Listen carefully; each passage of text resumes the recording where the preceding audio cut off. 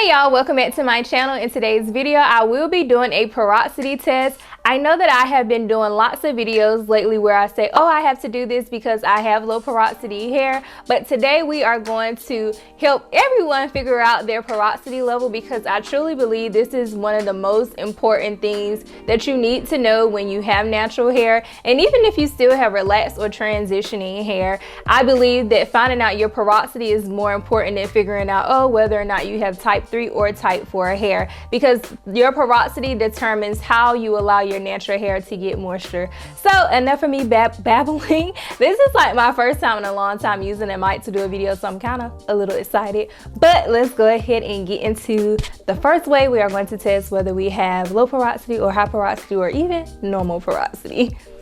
So I do have a cup of water, and I know you all have probably seen a lot of people use this method before, but in this cup of water I'm going to put some hair strands in there that I kind of saved up. So I know you all are like, girl, where are you getting the hair from? You have braids. I did get my hair braided last week. Thank you so much, Quishana, for doing my hair. She's been braiding my hair since high school. I will leave her information in the description box for you all, just in case you're interested in getting a protective style for the summer or any type of season there is. So I have that in there. But I have some strands right here that I kind of saved up, because I knew that I wanted to do this video. So I'm going to put these strands in the cup of water, and I'm just going to drop them in, just like that.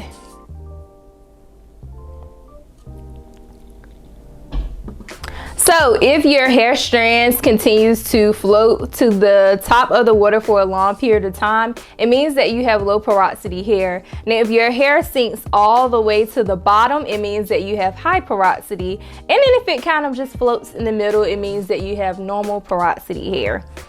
So I'm just going to let this sit for probably about 5 minutes. I already know that I have low porosity hair just because I have been doing my natural hair for a very long time now. I've been natural since like 2014, so, and you all have seen a lot of my videos and seen me struggle with getting products inside of my hair.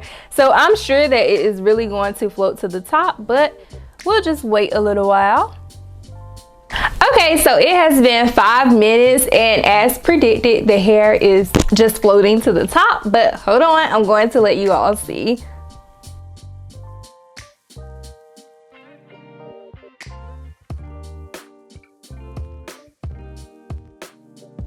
Hair is literally still sitting on top of the water, and it has been more than 5 minutes because it took me a little while to do B-roll and to get additional pictures for you all. So that's the story of my life as having low porosity hair. Now, another way that you can determine whether or not you have low porosity, high porosity, or normal porosity hair is when you get ready to shampoo or co-wash or do anything with your hair and you're trying to soak it. So normally if you have low porosity hair and you put your hair up under the shower head to drench it, or if you like me and you like to wash your hair in the sink, it takes forever for your hair to get completely soaked and drenched with water. Initially, the water just sits right on top of the hair and it just falls right off. You really have to use a lot of warm water to get your cuticles open and to get that water into the hair. If you have high porosity hair, it does not take as long for your hair to get completely drenched with water. And if you have normal porosity, it's not that it takes you too long or that it takes too short for your hair to get drenched with water. It's just right.